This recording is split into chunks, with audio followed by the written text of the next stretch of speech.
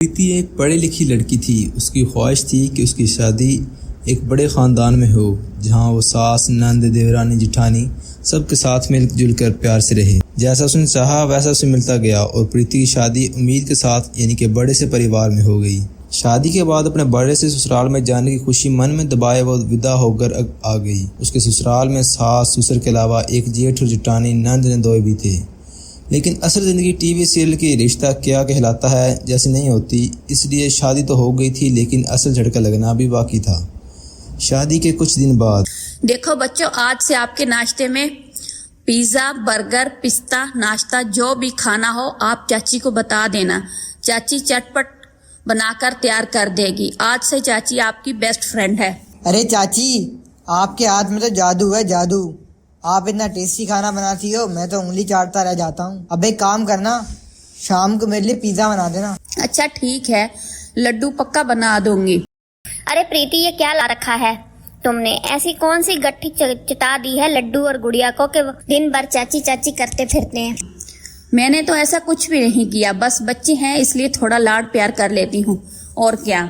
दोनों देवरानी जिठानी बात कर ही रही होती है, तभी सास वहाँ आ जाती है। इतना प्रीति बहू, तुम्हारी तो इस साल सावन की पहली तीज है। अपने घर में बात कर ली ना भाई। हमारे यहाँ तो तीज तो मायके से ही आती है, बहू के यहाँ से। जी माँ जी, मम्मी का फोन आया था, वो 1-2 दिन में सब सामान भिजवा देंगी। कल आज की बात है और मैं इस प्रीति से उम्मीद करना ही बेकार है। इसके घर वालों ने तो पहली तीज ही रो रो कर भेजी थी, अब तो मैंने सोचना ही छोड़ दिया है। कहकर पुष्पा वहाँ से चली जाती है। प्रीति देखती है कि सास के ताने सुनकर प्रिया की आंखें भर आती है। प्रिया की माँ पिताजी नहीं थे और भैया भाभी कभी कुछ सामान भिजवा देते, कभी भूल जाते, जिसके कारण प्रिया ससुराल में ताने सुनने को मिलते थे। ये लीजिए बहन जी, ये आपकी साड़ी है और ये भाई साहब का जोड़ा, बाकी सब खाने पीने का सामान है। अच्छा प्रीति को जरा बुला दीजिए, इसने कुछ सामान मंगवाया था तो वो इसे दे दूं। अपनी समधन की बात सुनकर पुष्पा हंसते हुए प्रीति को आवाज लगाती है। जी माँ जी, ये ले बेटा तेरा पैकेट पकड़ जो तूने मंगवाया था। प्रीति पैकेट लेकर रसोई में जाती है और जिठानी के हाथों में थमा देती है। ये लीजिए भाभी, ये आपका पैच का गिफ्ट आपके लिए। हरी साड़ी, मैचिंग ज्वेलरी और चूड़ी पैच मैके से आता है ना, मुझे अपनी बहन समझकर रख लो।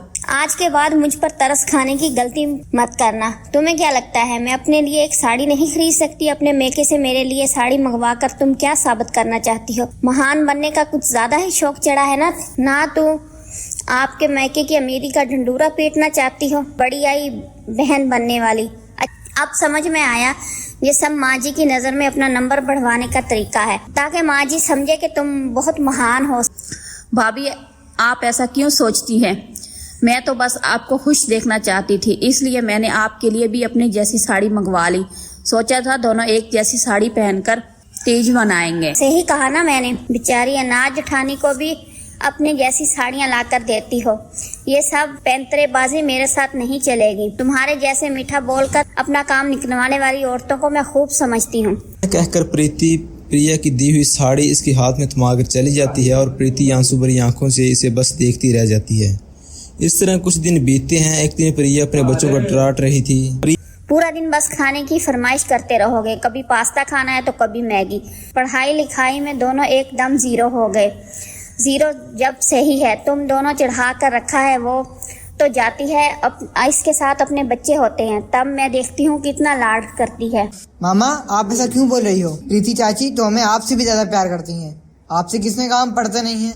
शाम को जब आप सब्जी लेने जाती हो तो चाची हमें पढ़ाती हैं। ना जाने मेरे बच्चों पर कौन सा मंत्र मारा है इसने कि आज मेरे बच्चे मुंह से ही जुबान लड़ा रहे हैं। यह उससे बड़बड़ाती प्रीति के पास जाती है। अगर माँ बनने का इतना ही शौक है तो अपना बच्चा पैदा कर लो ना, मेरे बच्चों को पीछे क्यों पड़ी हुई हो? और एक बात कान खोलकर सुन लो, मेरे बच्चों से दूरी रखना। तुमने ना जाने क्या मंत्र मार दिया है कि मेरे बच्चे हर बात में चाची चाची करते रहते हैं, जैसा कि हमने तो आज तक इनके लिए कुछ किया ही नहीं। मैं नहीं होती हूँ पढ़ाने का क्या मतलब? बच्चों के मन में यही भरना चाहती हो ना कि इनकी माँ को इनकी कोई फिक्र नहीं और चाची तो इनके लिए जान भी दे देगी। मैंने बच्चों को कोई गलत बात नहीं सिखाई। मैंने कभी नहीं कहा कि मुझे अपनी माँ कहो। फिर भी बच्चे आपके हैं और अगर आपको पसंद नहीं है तो मैं आज से आपके बच्चों से दूर ही रहूंगी। इस घर में वो जितना भी अच्छा बनने की कोशिश करती है, उल्टा उतनी ही उसकी मुसीबत गले पड़ जाती है। अगले दिन सवेरे प्रीति की नंद स्वीटी अपने पति राकेश के साथ उसके घर आती है। प्रीति पैर छूकर उनका अभिवंदन करती है। अरे आइए दीदी, बहुत दिनों के बाद आना हुआ। हाँ भाभी, परेशान ना हो, अब आ गई हो ना तो जल्दी से जाने वाली नहीं हूँ। मतलब ये कि मुझे डॉक्टर ने बेड रेस्ट बताया है, इसलिए आपके पास रेस्ट करने आई हूँ। माँ बता रही थी कि आपका बड़ा शौक है सबके काम करने का, अब खूब सेवा कर लेना, बढ़िया मौका है। हाँ हाँ, क्यों नहीं, आपका भी तो घर ही है। पूरी आती कार से रुको अब। प्रीति के आने के बाद अब घर का काम पहले से बहुत ज्यादा बढ़ गया था। प्रीति पूरा दिन घर के काम और खाना बनाने में लगी रहती। स्वीटी की भी प्रीति पूरे मन से सेवा कर रही थी। क्या नया चलन चला रही हो तुम घर में, हाँ? और हर समय घूंघट में लिपटे हुए संस्कारी बहू बनकर क्या साबित करना चाहती हो कि ये आदर्श बहू बनकर दिखा रही हो ना? इससे कोई खुश नहीं होने वाला। बस तुम्हारे चक्कर में मुझे जरूर बातें सुनने को मिल जाती हैं। यहाँ आप देखो, तब स्वीटी के आगे पीछे घूमती रहती हो। आज तुम सर पर चढ़ाओगी ना तो आज तो कल को झेलना भी मुझे ही पड़ेगा। तुम्हें तो अच्छाई की बीमारी है ना, जरूर तुम्हें कोई अच्छाई का कीड़ा है। प्रीति बात को बढ़ाना नहीं चाहती थी, इसलिए जिठानी के बातों का जवाब दिए बगैर वो वहां से अपने कमरे में लौट आती है। आरती घर का कोई काम करे न करे, किचन का काम हमेशा करके रखती थी। ऐसे ही एक दिन आरती अकेले रसोई में सबके लिए खाना बना रही होती है। अभी उसकी देवरानी पूजा आ जाती है। दीदी, खाना बन गया क्या? भाई सब खाने का इंतजार कर रही हैं। हाँ, सब कुछ बन गया है, बस रोटियां बन रही हैं। मैंने सोचा जब सब खाने के लिए बैठेंगे तब बना दूंगी। अरे आप जानती है ना, पूरा परिवार एक साथ खाना बैठकर खाता है। अब वो पहले ही रोटियां बना लेनी चाहिए थी। अगर अभी भी आपको मेरी मदद की जरूरत है तो बता दीजिए, मैं करा देती हूँ। अरे नहीं पूजा, तुम जाओ, मैं अकेले सब कुछ कर लूंगी। ये बात सुनकर पूजा को बहुत बुरा लगता है। वो भी अपनी जिठानी को इस हाल पर छोड़कर बाहर खाने के लिए आराम से बैठ जाती है। कुछ देर बाद आरती खाना लगाती है और सभी बैठकर एक साथ खाना खाते हैं। खाना खाते हुए आरती के ससुर कमल कहते हैं, वाह बड़ी बहू वाह, वाह बड़ी बहू वाह। घर संभालना कोई तुमसे सीखे। छोटी बहू, कभी तुम भी अपने हाथ का खाना खिला दिया करो। बुरा मत मानना, पर क्या करूँ, मैं तो रसोई की जिम्मेदारी भी संभालना चाहती हूँ, पर दीदी ने मुझे साफ साफ कह रखा है गलती से भी मैं इनकी रसोई में ना जाऊँ। इस घर की रसोई तो बस दीदी की है। अरे ऐसा क्यों बोल रही हो पूजा? हमारी ज्वाइंट फैमिली है, इस घर पर तुम्हारा भी बराबर का अधिकार है। मैं बस तुम्हें रसोई में आने से इसलिए मना करती हूँ क्योंकि पूरा दिन घर के कामों में मसरूफ रहती हो और रसोई भी तुम संभालने लगोगी तो फिर मैं क्या करूँगी? वैसे बिना इस घर की रसोई मुझसे बेहतर कोई नहीं संभाल सकता। हम तो कुछ भी नहीं। वो तो दीदी आप किसी को रसोई में जाने नहीं दोगी, तब पता चलेगा ना कि वो आपसे बेहतर रसोई संभाल पाएगा। और भूलिएगा मत, आपसे पहले ये रसोई माँ जी की थी। अगर आपकी जैसी ही सोच माँ जी की होती ना तो ये रसोई आपकी नहीं, आज भी माँ जी की होती। एक रसोई के लिए दोनों देवरानी जिठानी में बहस हो जाती है। इन दोनों की बात इतनी ज्यादा बढ़ जाती है कि वो दोनों अपना खाना भी छोड़ देती हैं।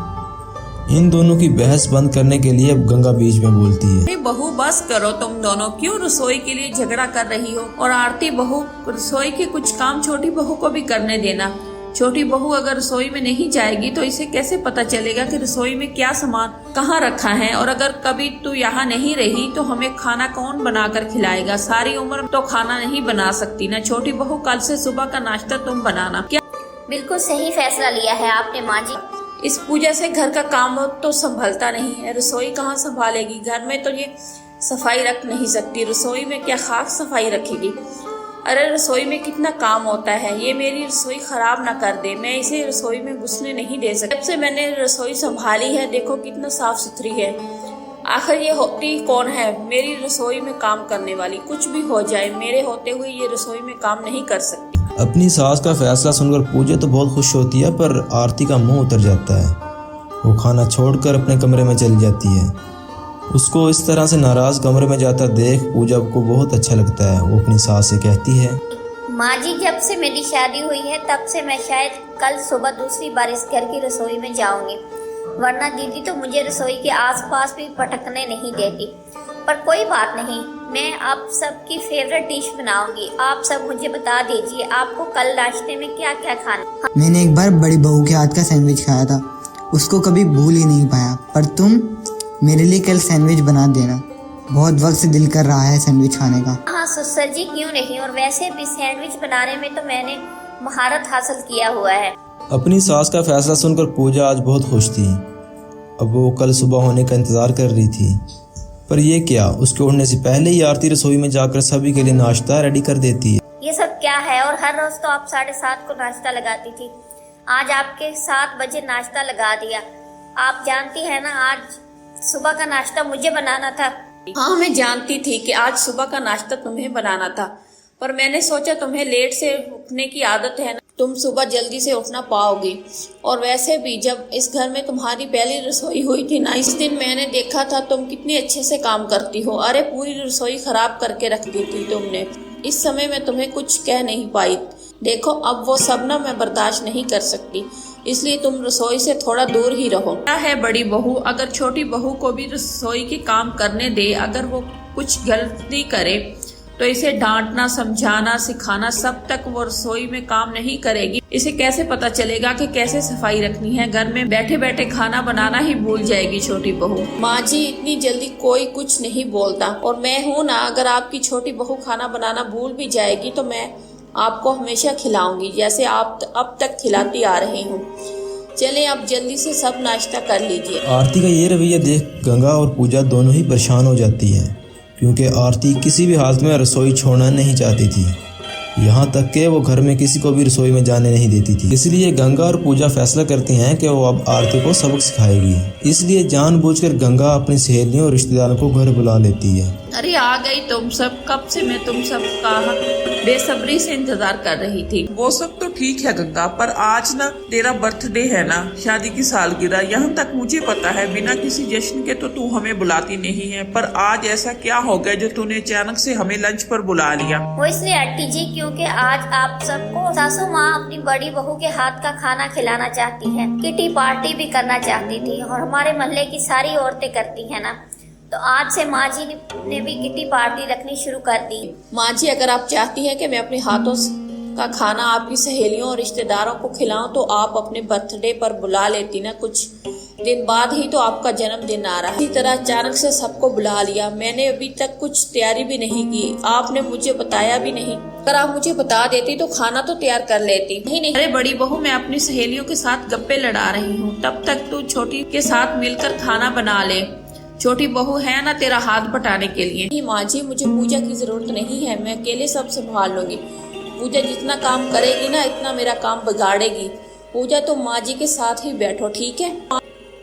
घर में इतने मेहमानों के आने के बाद भी आरती पूजा को रसोई घर में जाने नहीं देती, जिसके बाद गंगा और पूजा अपना प्लान भी अपनाती हैं और जानबूझकर आरती से नई नई डिश बनवाती हैं। अकेले तरह तरह के पकवान बनाकर बेचारी आरती थक जाती है और ना चाहते हुए भी आखिर अपनी इज्जत बचाने के लिए खुद पूजा की मदद लेती है। 5 मिनट के लिए रसोई में आओ ना, मुझे तुमसे कुछ जरूरी बात करनी है।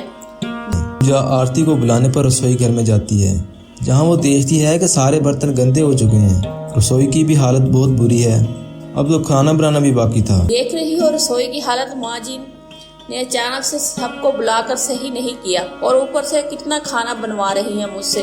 तुम्हारी हेल्प चाहिए मुझे, मैं अकेले इतना सब कुछ नहीं कर पा रही। जब तक खाना बना रही हूँ तुम बर्तन साफ कर दो और रसोई भी।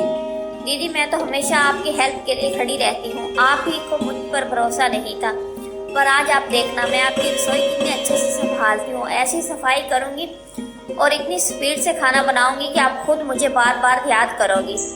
इतना बोलकर पूजा अपने काम पर लग जाती है और 5G की स्पीड से रसोई का सारा काम करती है। पूजा इतनी सफाई से काम करती है और इतनी ईमानदारी के साथ कि आरती की आंखें तो फटी की फटी रह जाती हैं। इसके बाद आरती समझ जाती है कि वो इकलौती नहीं है जो रसोई को अच्छे से रखती है। पूजा भी उसकी तरह जो रसोई और घर को संभालना अच्छे से जानती है। इसके बाद आरती कभी भी पूजा को रसोई में जाने से नहीं रोकती, इसे भी रसोई में काम करने देती है।